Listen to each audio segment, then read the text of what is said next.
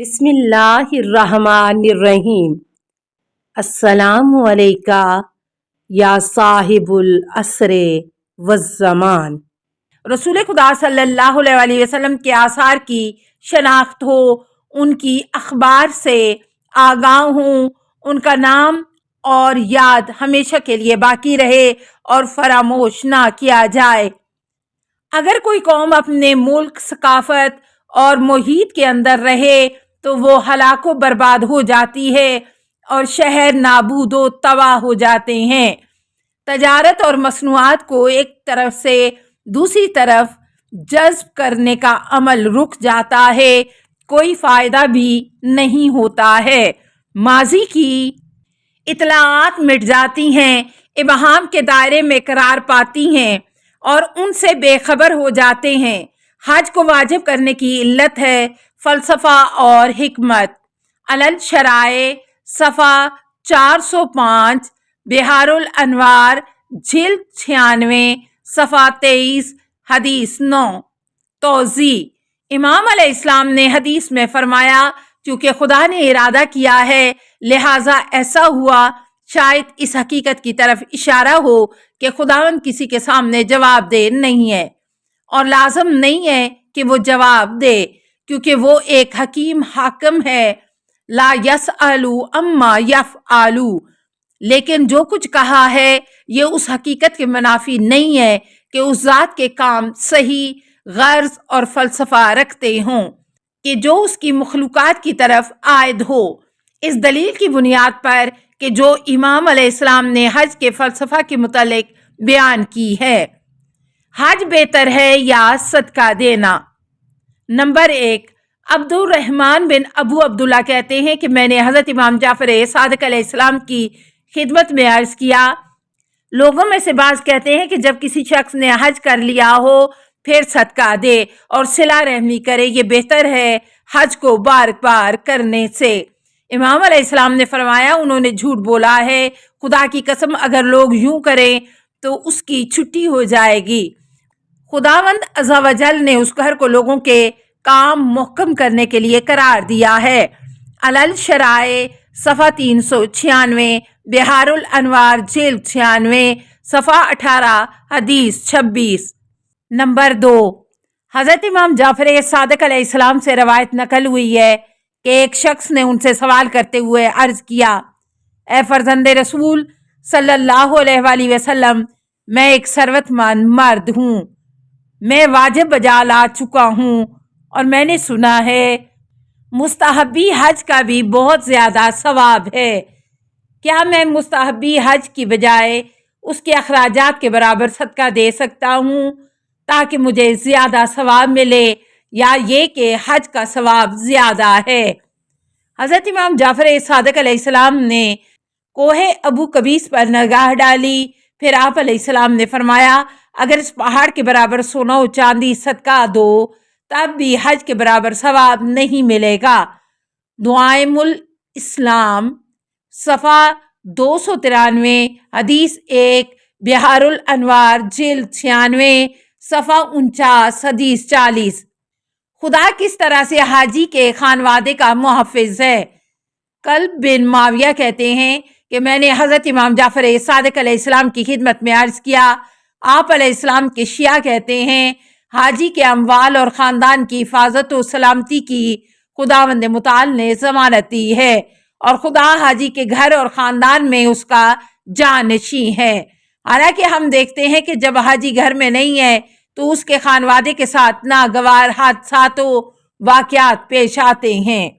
امام علیہ السلام نے فرمایا، خداوند اس کی غیبت کے زمانے میں اس کے خانوادے کے لیے کچھ ایسے کام انجام دیتا ہے کہ وہ خود اپنی موجودگی میں انجام دیتا تھا، لیکن جو کچھ وہ اپنے خانوادے کے اندر موجود ہوتے ہوئے دور نہیں کر سکتا وہ نہیں۔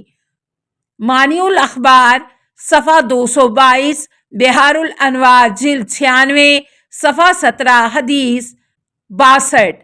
توضیح: جو کچھ حتمی مقدرات ہیں وہ اپنی طبعی سیر طے کرتے ہیں۔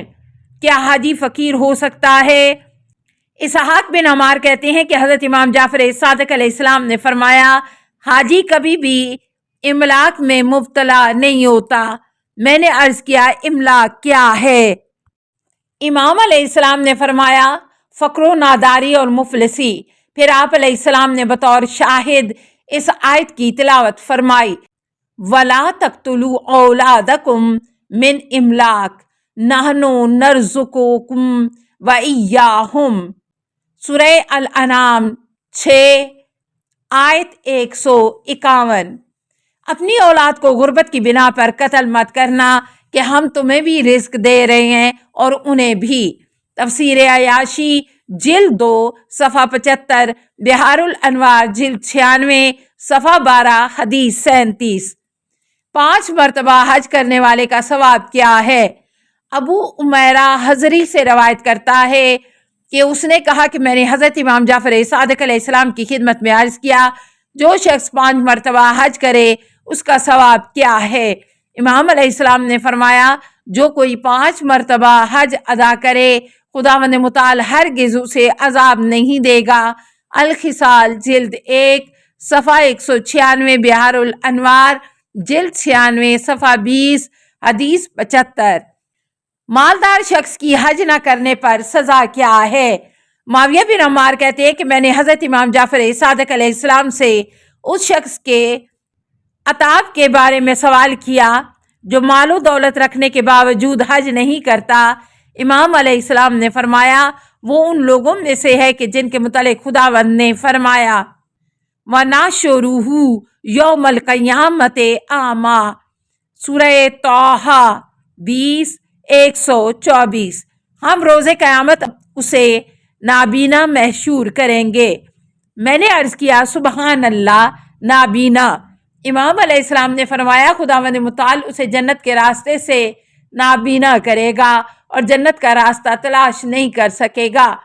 تفسیر قرطبی صفحہ 426، بحار الانوار جلد 96 صفحہ 6، حدیث 6۔ اس کی سرنوشت کیا ہے جو حج کو مؤخر کرے؟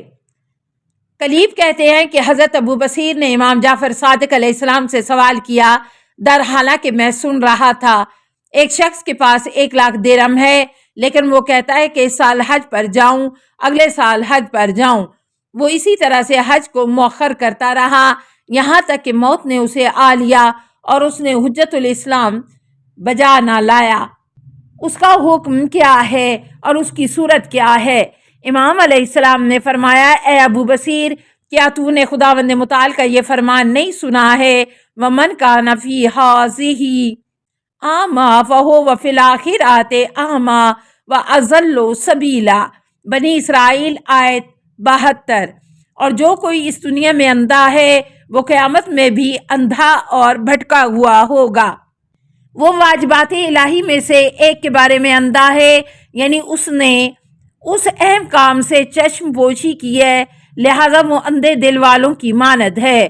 تفسیر عیاشی جلد 2 صفحہ 306، بحار الانوار جلد 96 صفحہ 12، حدیث 40۔ نمبر 2، حضرت امام جعفر صادق علیہ السلام سے سوال ہوا کہ اس شخص کی سزا کیا ہے جو تجارت میں مشغول ہونے یا قرض کی وجہ سے حج میں تاخیر کرے۔ امام علیہ السلام نے فرمایا اس کا کوئی عذر نہیں ہے، ایسے شخص کے لیے مناسب نہیں کہ وہ حج بجا لانے میں تاخیر کرے، چنانچہ اگر وہ اس حالت میں مر جائے تو گویا کہ وہ ایسی حالت میں مرا ہے کہ جس نے اسلام کی شریعت میں سے ایک شریعت کو ترک کیا ہے۔ دائم الاسلام جلد 1 صفحہ 288، بحار الانوار جلد 96 صفحہ 22، حدیث 85۔ حج کے لیے پیدل جانا سوار ہونے سے بہتر ہے۔ السلام علیکہ یا صاحب العصر والزمان، الامان الامان الامان من فتن الزمان۔ السلام علیکہ یا خلیفۃ الرحمن، السلام علیکہ یا امام الانس والجان، السلام علیکہ یا مظہر الایمان، السلام علیکہ یا شریک القرآن، السلام علیکہ یا قاطع البرہان، السلام علیکہ یا امام زماننا ھذا اجل اللہ فرجک وسہل اللہ مخرجک وظہور کا السلام علیکہ ورحمۃ اللہ۔